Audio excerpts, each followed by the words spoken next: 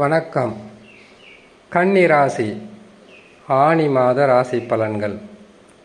கன்னி ராசிக்காரர்களுக்கு ஆனி மாதத்தில் கிரகங்கள் தரக்கூடிய பலன்கள், கிரகங்களால் கிடைக்கக்கூடிய நற்பலன்களை பற்றி பார்க்கலாம். கன்னி ராசியில் உத்திரம், அஸ்தம், சித்திரை 1, 2 பாதங்களில் பிறந்தவர்களுக்கு கன்னி ராசி. இந்த கன்னி ராசிக்காரர்கள் கண்ணிய ராசிக்காரர்கள். எதையுமே தன்னுடைய கூர்மையான அறிவாற்றலால் புரிந்து கொண்டு வாழ்க்கையில் தானும் முன்னேற்றம் அடைந்து தன்னை சார்ந்தவர்களும் முன்னேற்றம் அடைவதற்குண்டான வழியை காட்டக்கூடிய நல்ல ராசிக்காரர்கள். கன்னி ராசிக்காரர்களை நம்பி செய்கின்ற வேலை எதுவும் பாழாகாது. அவர்களை பகைத்து கொண்டு செய்யக்கூடிய சிறு வேலைகளாக இருந்தாலும் சிறு தடைகள் ஏற்படும். காரணம், இந்த ராசியில் பாவ கிரகங்கள் உச்சமோ ஆட்சியோ அல்லது நீசமோ பெறுவதில்லை. சுப கிரகங்கள் என்று சொல்லக்கூடிய புதன் பகவான் ஆட்சியும் பெறுவார், உச்சயமும் பெறுவார், மூலத்திரிகோணமும் பெறுவார். இத்தகையான சிறப்பான குணம் கொண்ட உங்களுக்கு ஆனி மாதத்தில் கிரகங்கள் தரக்கூடிய பலன்களை அறிந்து கொள்வதற்கு முன்பதாக சந்திராஷ்டம தினங்களை தெரிந்து கொண்டால் மிகவும் உதவியாக இருக்கும். சந்திரன் 8ஆம் இடத்தில் சஞ்சாரம் செய்யக்கூடிய நாட்கள் 2.25 நாட்கள். அந்த 2.25 நாட்களில் எதையும் புதிதாக தொழில் தொடங்கக்கூடாது, புதிதாக ஊர் பிரயாணம் செய்யக்கூடாது, யாரிடமும் கொடுக்கல் வாங்கல் அறவே இருக்கக்கூடாது, வண்டி வாகனங்களில் வேகமாக செல்லக்கூடாது, வீணான வாக்குவாதங்களில் ஈடுபடக்கூடாது. இதை தவிர்த்தால் பாதகம் இருக்காது, சுப பலன்களாகவே இருக்கும். கன்னி ராசிக்காரர்களுக்கு வருகின்ற 30/6/2024 ஆனி மாதம் 16ஆம் தேதி ஞாயிற்றுக்கிழமை காலை 9:13 மேச ராசியில் சந்திர பகவான் சஞ்சாரம் செய்யும் போது சந்திராஷ்டம தினம் ஆரம்பமாகும். இந்த சந்திராஷ்டம தினங்களில் பொறுமை, நிதானம் மிக கவனம். சந்திராஷ்டம தினங்களிலிருந்து விடுபடக்கூடிய நாட்களை பார்க்கலாம். 2/7/2024 ஆனி மாதம் 18ஆம் தேதி செவ்வாய்க்கிழமை பகல் 12:19 ரிஷப ராசியில் சந்திர பகவான் சஞ்சாரம் செய்யும் போது சந்திராஷ்டம தினங்களிலிருந்து விடுபடக்கூடிய நாட்களாக இருக்கும். சரி, இம்மாதத்தில் கிரகங்கள் தரக்கூடிய பலன்களை பார்க்கலாம். ஜென்மத்தில் கேது பகவான் சஞ்சாரம் செய்வது கன்னி ராசிக்காரர்களுக்கு அவ்வளவு சிறப்பான பலன்கள் இல்லை என்றாலும் குரு மாற்றம் பெற்று 9ஆம் இடத்தில் அமர்ந்திருப்பது இந்த பலனாகப்பட்டது ஜோதிடத்தில் இருக்கக்கூடிய கிரக அமைப்புகளை வைத்து சொல்லக்கூடிய பலன்களாக இருக்குமே தவிர உங்களுடைய சொந்த ஜாதகத்தை பார்க்காமல் அதில் கிரக அமைப்புகள் எந்த நிலையில் உள்ளது என்பதை தெரிந்து கொள்ளாமல் சொல்லக்கூடிய பலன்கள் சற்று மாறுபடலாம். காரணம், தசாதான் ஒருவருடைய வாழ்க்கையை எப்படி இருக்க வேண்டும் என்பதை நிர்ணயம் செய்யும்.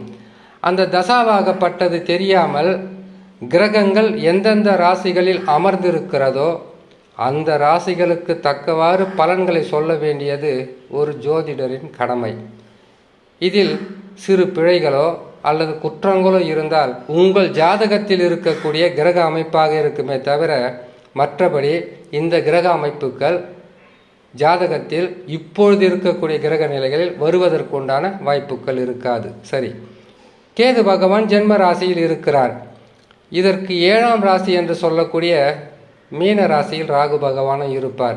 ராகு கேதுக்கள் பல வகையில் உங்களுக்கு கஷ்ட நஷ்டங்களை கொடுத்தாலும், உறவு சிக்கல்களை கொடுத்தாலும், நம்பிக்கை ஏமாற்றங்களை கொடுத்தாலும், குரு மாற்றம், குரு பார்வை கேதுவின் மீது பதிவதால் இம்மாதத்திலிருந்துள்ள சென்ற மாதத்திலிருந்து உங்களுக்கு நடந்து கொண்டிருந்த கெடு பலன்கள், உங்களை புரிந்து கொள்ளாதவர்கள், உங்களை உதாசீனம் செய்தவர்கள், உங்களை விட்டு விலகி சென்றவர்கள், செய்யும் தொழிலில் ஏற்பட்ட பாதகங்கள், குடும்பத்தில் ஏற்பட்ட பல சிக்கல்கள், வருமானம் இல்லாமல் பல நாட்களாக நீங்கள் பட்டு வந்த கஷ்டங்களிலிருந்து முழுமையாக விடுபட்டு வெளியில் வரலாம்.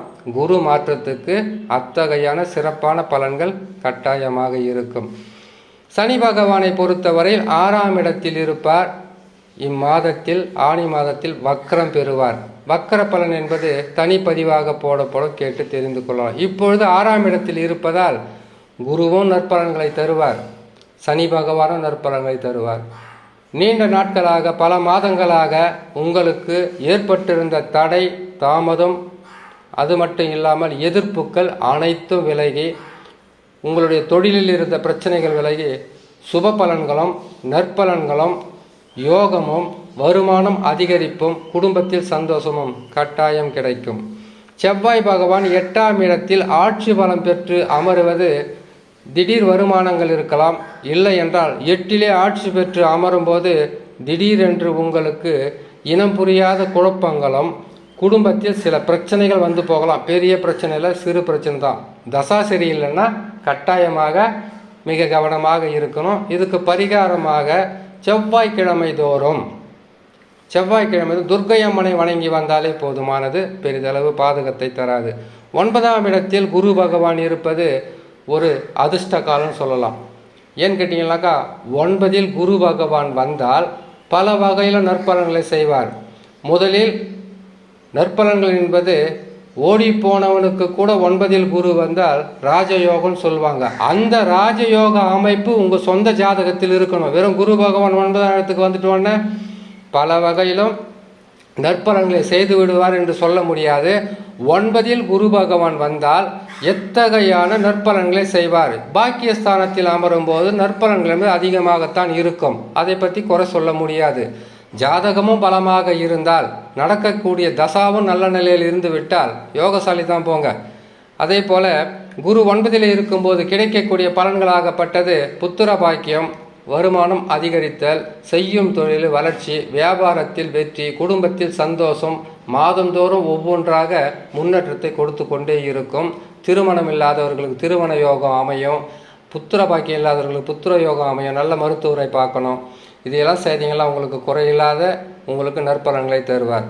சூரியன் புதன் சுக்கிரன் இணைந்து மிதுன ராசியில் ஆனி மாதத்தில் அமருவது தொழில் வளர்ச்சி, அதிகப்படியான நற்பலன்கள், வராத பணம் வந்து சேருவது, குடும்பத்தில் சந்தோஷம் பிறப்பது, அது மட்டும் இல்லாமல் வீட்டிற்கு தேவையானது, குடும்பத்திற்கு தேவையானது, உங்களுடைய வீட்டில் இருப்பவர்களுக்கு தேவையான பொருட்களை வாங்கி கொடுத்து மிகவும் சந்தோஷம் அடையக்கூடிய அமைப்பில் ஆனி மாத ராசி பலன்கள் இருக்கும் என்று சொல்லி இன்னொரு நல்ல பதிவில் உங்களை நான் சந்திக்கிறேன். நன்றி, வணக்கம்.